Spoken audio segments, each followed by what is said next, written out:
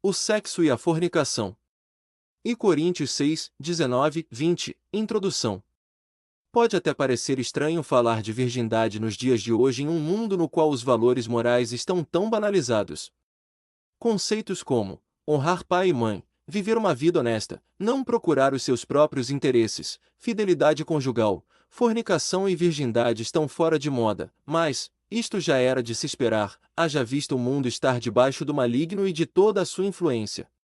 No entanto, para a igreja os conceitos do mundo não interessam. Não somos deste mundo e não devemos nos conformar com ele, somos sal e luz nesta terra. Hoje estaremos estudando um assunto importante para a família cristã.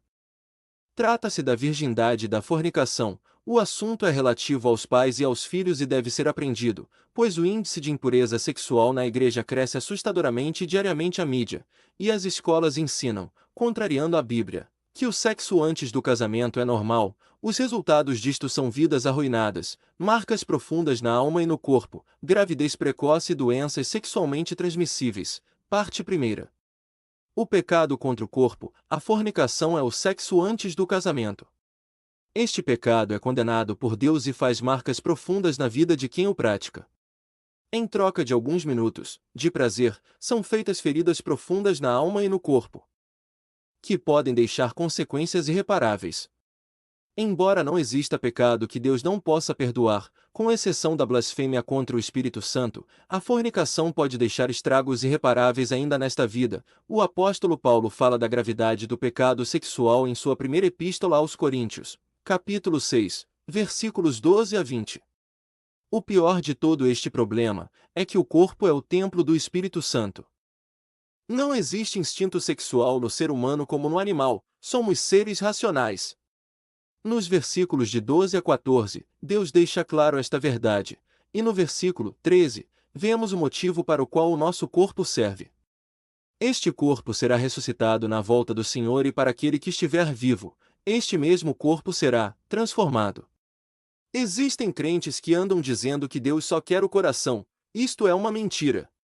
E Tessalonicenses 5.23,24, quando um jovem cristão comete fornicação, ele está contaminando o templo do Espírito Santo, além de tirar a santidade de algo que pertence ao Senhor. E Coríntios 6.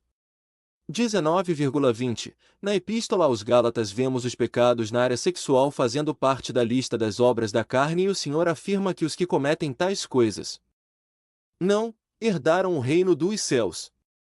Gálatas 5.19,21. Parte 2. A virgindade como símbolo de santidade. A virgindade é símbolo de santidade. Jesus nasceu de uma virgem. Isaías 7.14.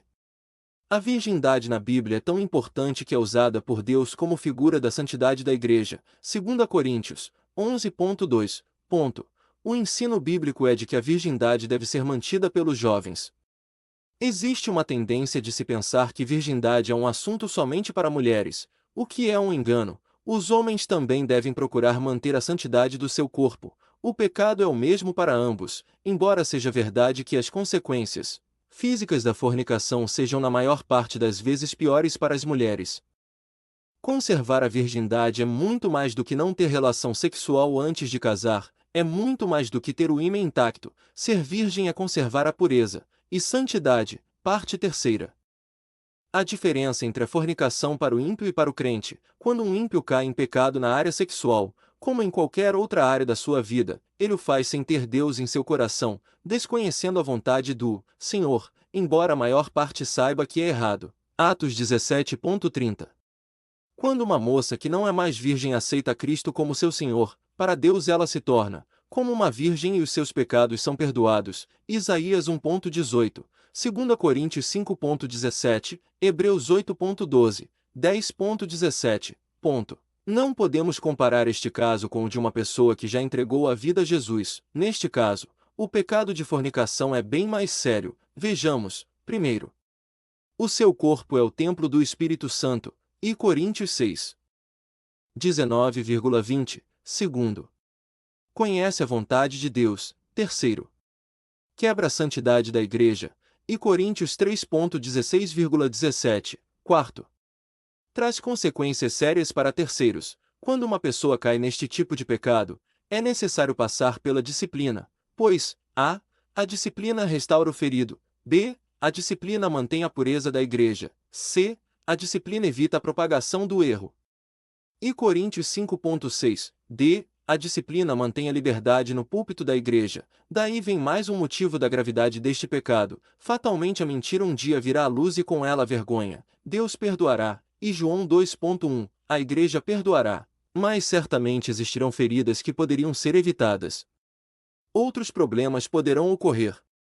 Como, por exemplo, quando as pessoas envolvidas não casam, alguém pode se machucar e a comunhão ser abalada. 2. Problemas familiares. 3. Problemas com parentes ímpios. 4. Quando as pessoas se casam, mas a igreja já sabe. O tratamento deverá ser de um modo que não leve os outros a fazerem o mesmo, etc. Devemos levar em conta ainda o fato de que nenhum caso é igual. E, portanto, nenhuma postura de correção será igual.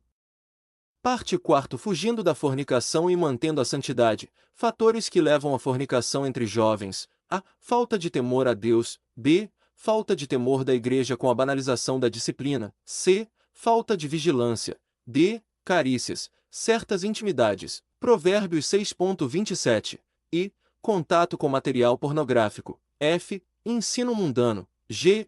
Propaganda na mídia. Conclusão. Melhor é para o jovem manter a pureza na sua mocidade. A virgindade é importante para o servo de Deus e deve ser cultivada na família e na igreja. A fornicação, ao contrário, causa diversos problemas para quem a pratica, contaminando o próprio corpo e a igreja do Senhor, sendo portanto um pecado gravíssimo, devendo ser tratado.